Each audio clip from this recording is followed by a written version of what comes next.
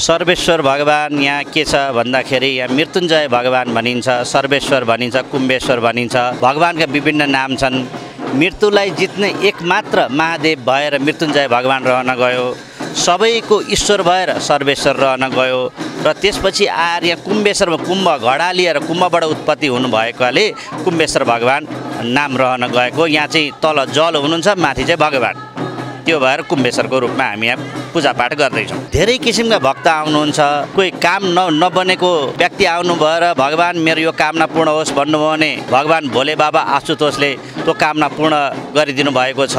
त्यसपछि आएर मृत्युञ्जय भन्छ, जो मृत्यु शय्यामा सुतिरहेको बिरामी हुन्छन्, अस्पतालमा उपचार गर्दा पनि निको नहुन सक्ने र भगवानको जुन आराधनामा आएर मृत्युञ्जय महादेवको मन्त्रद्वारा यो जल लगेर छर्क्यो भने बिरामी निको हुने विश्वास, धार्मिक विश्वास रहेको छ। त्यो भएर यहाँ चाहिँ मृत्युञ्जय महादेव पनि भनिन्छ। विभिन्न भगवानको विभिन्न बारहरू छन्।